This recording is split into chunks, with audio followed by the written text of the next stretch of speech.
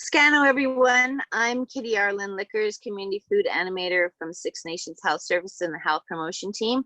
I am carrying on with our garden programming, and I will be talking today about saving seeds. So this is a really long and busy topic, but there's lots of little tips that I'm going to give you to get you started, and then specifically we'll talk about individual plants as we get into the questions and the answers. So in these really strange and changing and trying times, it's important to make space in your life for fun. Oh, I bet you didn't think I was going to say that. Well, today's topic is fun.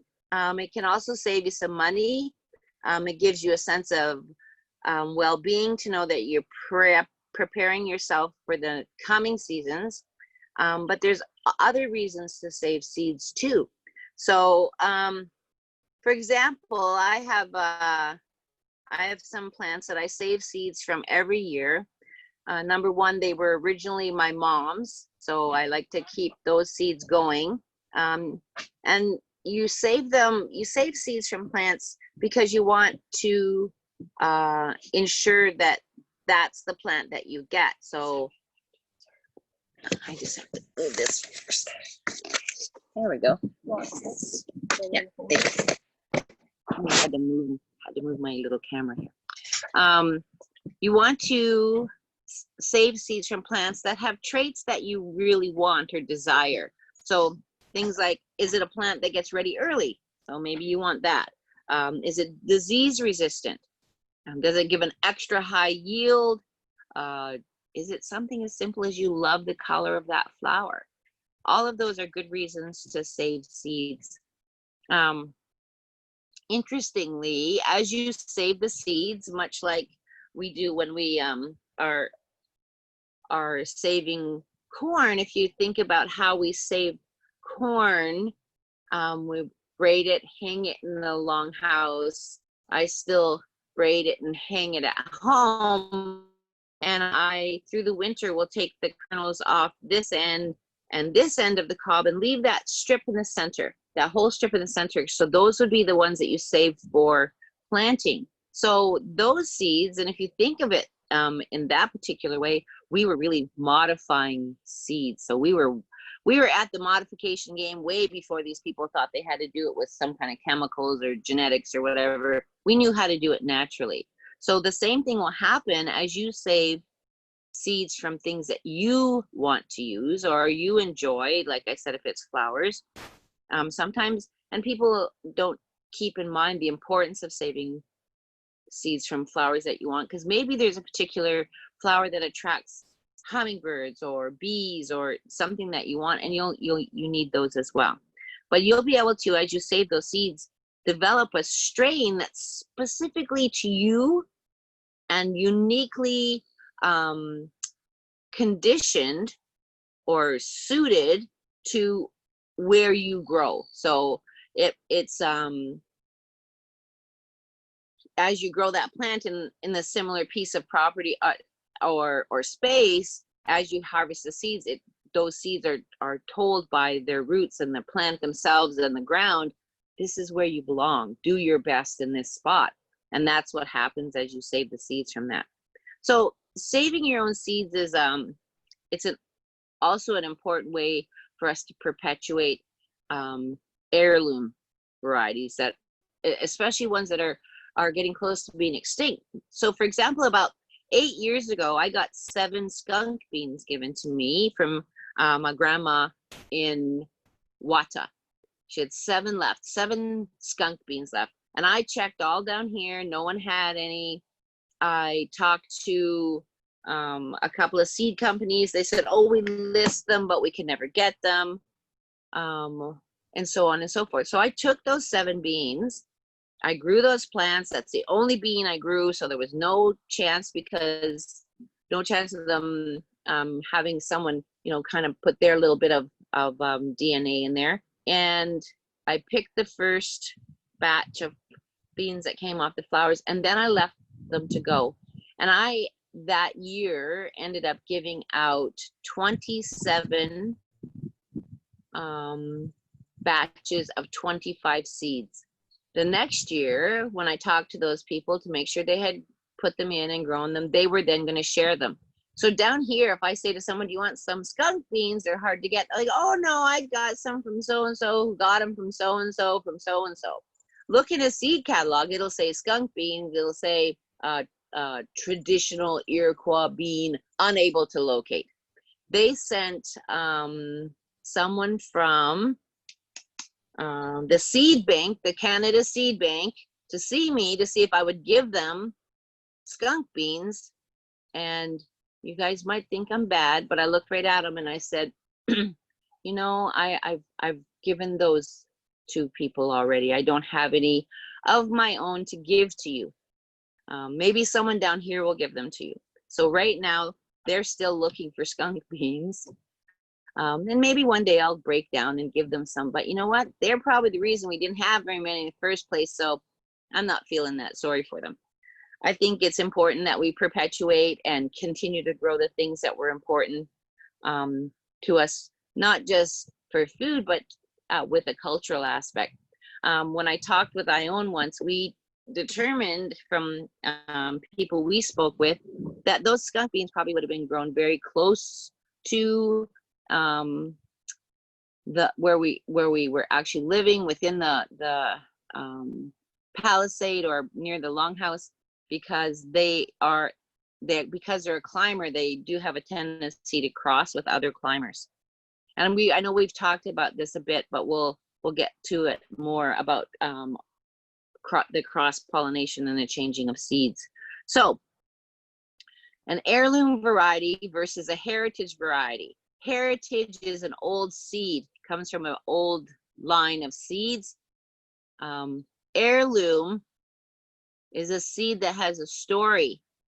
My grandma's grandma had this. It's like the basil that I'm growing that I talked about before, that's from someone's grandma, from someone's grandma, from someone's grandma, and then from Italy. So that those stories come with the seeds, and I think that's just as important as saving the seeds. So if you do that and you're going to share seeds with someone, tell them a little story about how you grew it, what you did, and whether it was easy or not easy. So let's get into the actual seed saving part, because you know me, I'll get telling you stories and then you won't get any good information out of my crazy stories. So save seeds from the plants that are grown open pollinated. That means they're grown in an open field. You shouldn't save seeds if you have a little greenhouse, or if someone goes in a greenhouse and says, oh, we pollinated these in the greenhouse.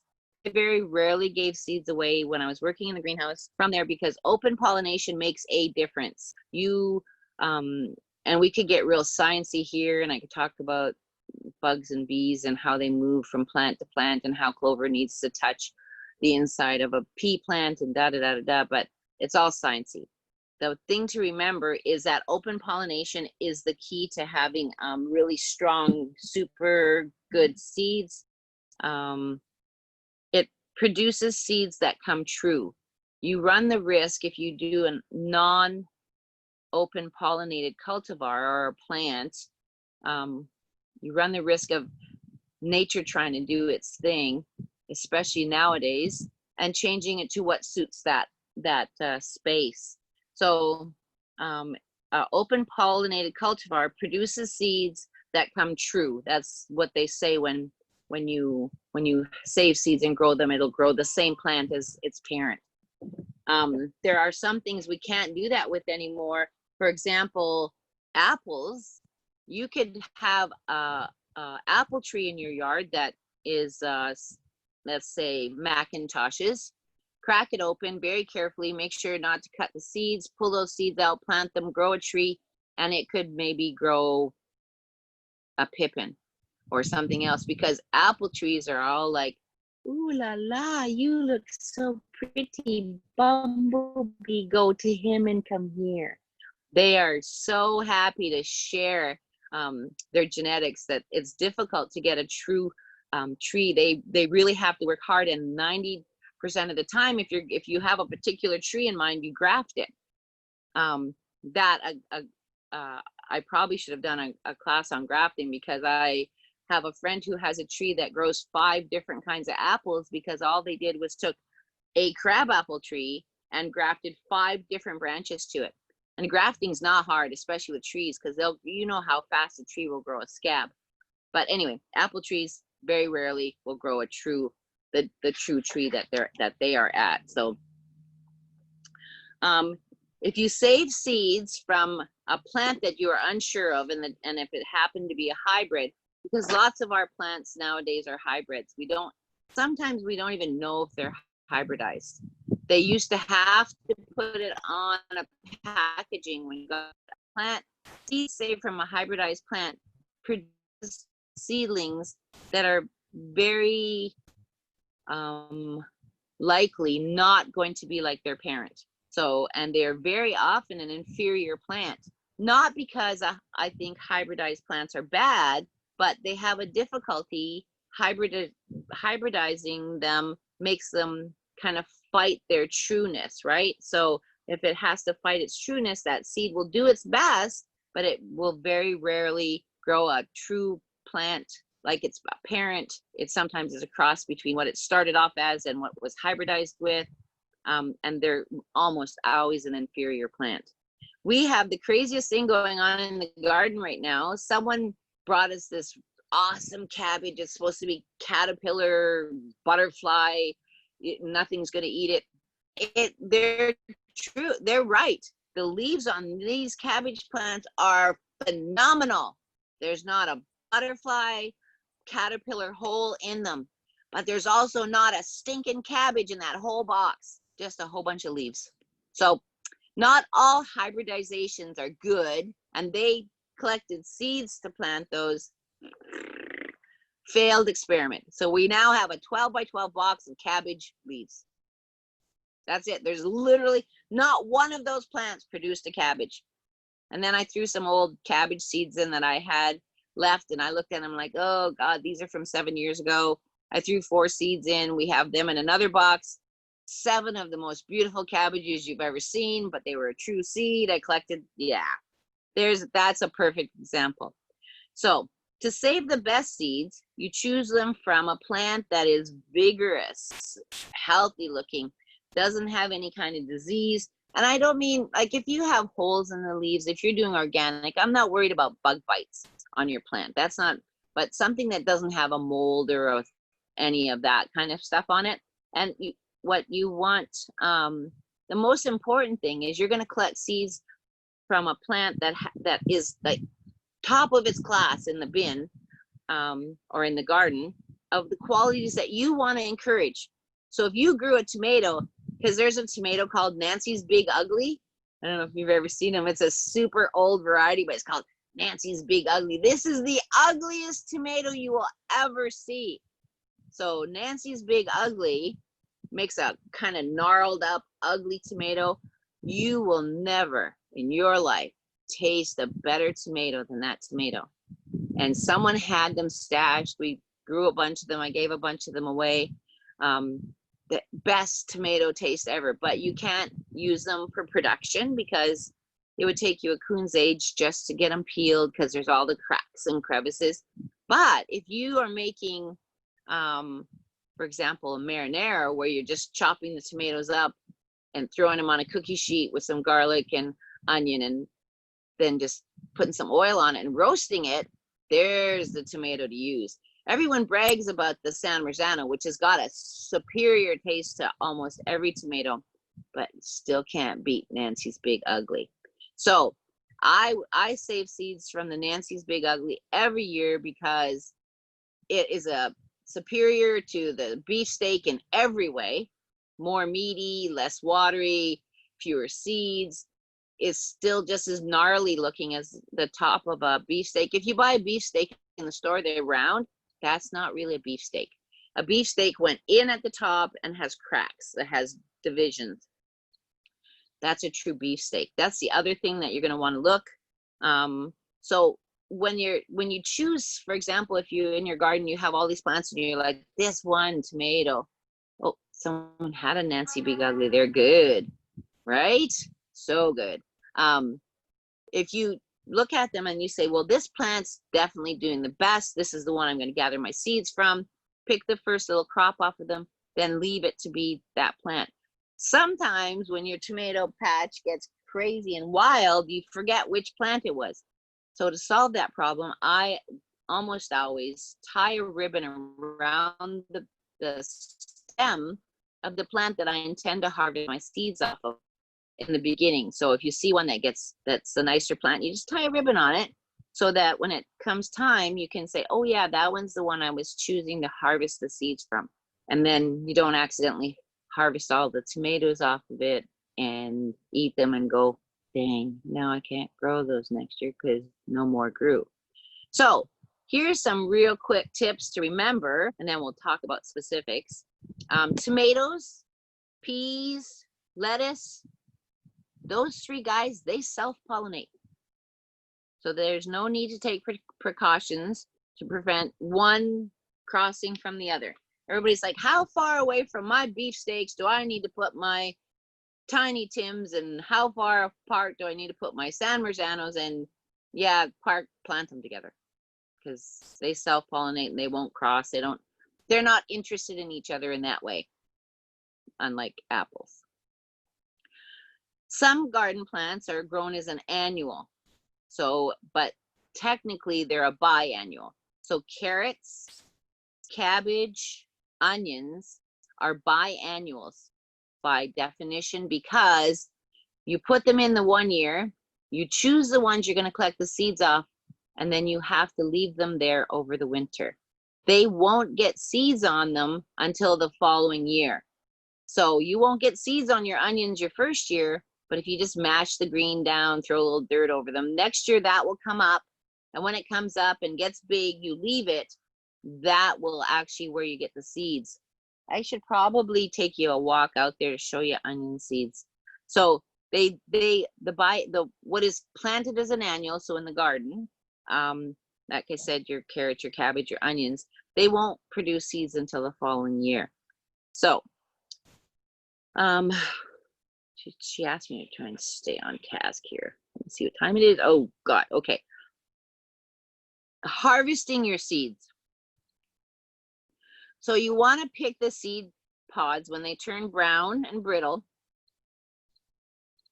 but you don't want to leave them so long that they break open, because they have that one strong ingrained thing that they do, and that is to reproduce themselves. So you got to keep an eye on them. It's harvesting seeds is more work than the whole garden. So when you find a plant that you want to, say for example, I know lots of people love to harvest the arugula seeds because for some reason those lettuces are like tough to get seeds from. You get them before that breaks open. So that means now, my little happy gardeners, you are literally going out to your garden at least once a day. Twice is better. An arugula seed in particular, we'll talk about those because they're easy to talk about. They'll produce their pods, and their pod is it's only about this big, about that long, and it looks like a little teeny tiny baby bean. But inside that teeny tiny baby bean is all the seeds, and inside with those seeds is what looks like, if you break them apart, you look at it, it looks like a miniature feather. So that feather, all those little fronds crunch down, and when those pods are dry, that plant says, "Be free, my little babies," and it literally, that feather shoots up, cracks that pod open, and shoots the seeds. I was able to watch that happen one time, and I may have talked about it, I think, on one of the previous discussions we had. I was able to watch that happen, and those seeds go like 8-10 feet away from that plant. Arugula is very, very proficient at reproducing itself. So you have to keep an eye on those pods. They'll be brown, and you want them to be brittle but not ready to break open when you harvest them.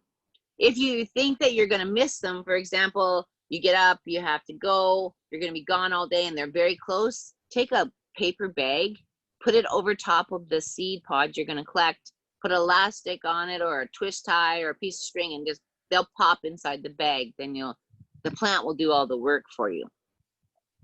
Now, fleshy fruits like your tomatoes, your squashes, what else? Cucumbers. This is where you're choosing which ones you're going to do. So if you're picking cucumbers or tomatoes every day, but you think to yourself, well, I want the seeds from this particular plant because the cucumbers are nice and straight, or the flesh is really good, or those tomatoes are exceptional, then you're going to want to let that fruit that you're going to harvest from get extra ripe on the vine. That's impactful because, for example, what tomatoes do, they'll ripen on the vine so ripe that they're like, you can tell when a tomato's overripe. But because in order to reproduce itself, that tomato seed has to be, you have to separate it from the outside. It will literally get so big and so full and so soft, when it falls off, it will ferment on the ground. So you're literally going to have to do that. If you are harvesting tomato seeds in particular, you have to put them in water. You take the seed away from the pulp as best you can and let them sit in water in a jar for a few days. The seeds that are good are going to go right to the bottom because they're full and rich. The ones that aren't so good will float to the top, as well as all of the pulp. So then you'll drain that water off and you'll dry those seeds. It's important that you dry your seeds, air dry them. I try to dry them without direct sunlight on them. And my next thing is, I'm just going to say this, when you're drying them on say you're doing it on paper, put some sort of documentation on there with a pen or a marker or crayon that says what kind of seeds it are, what kind of seeds they are. Someone gave me a half Ziploc bag full of seeds. They weren't sure what they were.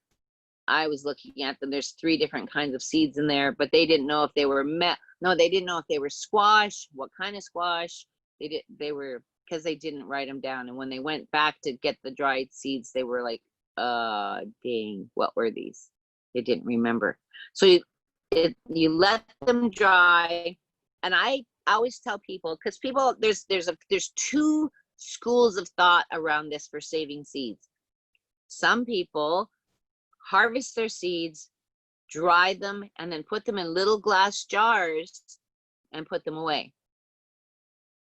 And I'm not going to lie to you, I used to do that. And then a friend of mine stored her entire seed collection in glass jars, and something happened. Her house, because they were stored on shelves in the basement, her house got really cold for many days. Those seeds froze. And then when her house was warm again, they went, oh, look, must be springtime. All the little baby plants, some you could barely see, popped out of those seeds. So all of those jars of seeds were no good, because once that baby plant comes out, it's done. And because they were all stacked in a jar with no sun and no soil, those baby plants came out and went, what? Someone lied. It's not springtime. And then they just laid down and gave up. So I tell people, if you're going to store seeds in glass jars, you really should probably still put them in a paper seed pack that you make. Again, here we are back to schools of thought. Paper with acid, paper without acid. My recommendation is without. But if you really want to do seed packets that you're sure are going to be fine, go to the store, and you know that cheapy manila paper they sell in big bundles for like pennies? That's the best one to make seeds out of. Number one, they put as little work into that as possible, that paper. It's rough, it doesn't pretty, it's kind of brownish, they haven't bleached it. Perfect for making seed packs. This is where, when you're saving your seed packs, where your stories come in, right? So this is where Make the seed pack not teeny tiny. Like I've gotten people giving me little seed packs, and it's like about 1 by 1, and it's usually in a little plastic bag. Do them in a seed pack. Maybe you're only going to put 6 seeds in there, but that's okay. Put the 6 seeds in there. On the front, it's important. Put the date you harvested them, the name of the plant. If you want to go through the whole thing and putting the kingdom, family, genus, all of that, more power to you. I'm more of a this is carrot seeds kind of girl, but if you want to, you can. You can talk about where you harvested them from, like from my yard, from a plant from my neighbor, from my grandma, whatever you want. And then on the back, put a couple of lines at least that say, when I harvested these seeds, this is what was going on. It was during COVID-19 time in 2020, because I have planted seeds that were 13 years old. There was 22 seeds. They were 13 years old. We planted them, and I think it was nine of them came up, but 13-year-old seeds. So don't give up. Don't give up on them. Don't look at them and go, oh dang, these are from 2 years ago, in the garbage, which is what happens to seeds that are in commercially packaged things. They look at the date and they toss them. So one of the things I wanted to talk about too, before we get to the end of this, which is very close, before I start answering questions, how we ended up having such a small selection of seeds is the seed companies didn't want to spend the time and or money harvesting those seeds and making packages up for them if they weren't popular. So if one year everybody wanted Tiny Tims and lots of Tiny Tims seeds were purchased, but all of the other big tomatoes were left, then they pulled some of those seeds and didn't put them back out. There was a short period of time in the late 60s where we had the least amount of seeds available to us ever. Not that they weren't around, seed companies still had them, but they just weren't putting them out there because we weren't buying them. So this whole thing of harvesting seeds now that you have, that you trade with someone else, what you can do is try and build up to having as big a seed collection as you want or need, but all you have to do every year or every other year, just to make sure you have them, I would just grow one of those plants. So for example, if you love the Nancy's Big Uglies, but you grew lots last year and you made lots of marinara, so you're like, I'm just going to put Tiny Tims in this year, grow one Nancy's Big Ugly. Pick one tomato, save it, let it get big and ripe, and then save those seeds just to be sure. Well, they have big caverns in ice places. They have all these places where seeds are saved. I've always wanted to put together some of our seeds that are here, so that we can be sure that the food is perpetuated, because not all the seeds make it to those seed banks. You might be the only source of that seed, right? So there's a responsibility there, and maybe those seeds are for your family. Maybe your great grandchildren will go, you know what, yeah, they saved these are old, but you think they'll grow, and chances are at least one will grow. They harvested, or they found a leather pouch with 300-year-old tomato seeds in the mountains in the Andes, or in South America. And they took them to the laboratory, grew them. As soon as they realized that, like over 50% of those seeds were making it, they immediately put some to be openly pollinated. And those seeds are available. I can't remember the name of them all, but I'll look it up. But you can get them now. They're readily available because they're a hardy tomato. They produce a nice mid-sized tomato that's got lots of seeds. So those seeds were 300 years old. Surely we can save seeds for 20 years. Like, come on, 300 to 20, that's nothing. So the other thing I always tell people to do is put the name of the person who harvested the seeds. Because, I want my great grandchildren to pick up a pack of seeds and say, who is this? Kiki? Kiki. That's what my grandbabies call me. Kiki. I don't know who that is. But they will, somewhere down the line, someone's going to open a pack of seeds and it's going to have that on there. It's going to say Kitty at the bottom, known as Kiki to her grandchildren. And I think that's a big part of why people do things, right? We always want to, much like a plant, we want to perpetuate the good that we have done on the earth. So when you store them, once they're all packaged up and have your story, there's a lady in Hamilton, she takes a picture of herself and tapes it on the back. That's who harvested them. She just does a whole picture of herself. But she learned that you can't let them get damp, because again, they'll sprout and then die. You also can't let them get overheated. So you want a nice place to store them where it's not going to be too hot and not too cold or damp. So they might not all sprout if they get damp, but the chances of them being viable increases exponentially if you keep them from getting overly damp or overheated. So I didn't do a lot of individual responses, but that's the basics of the whys and hows of collecting seeds. I can answer questions about them because I know there's going to be questions. There always is about seed collecting, but I'm going to stop there and I'll wait for you guys to give your questions, and then we can answer them from there. So, all righty.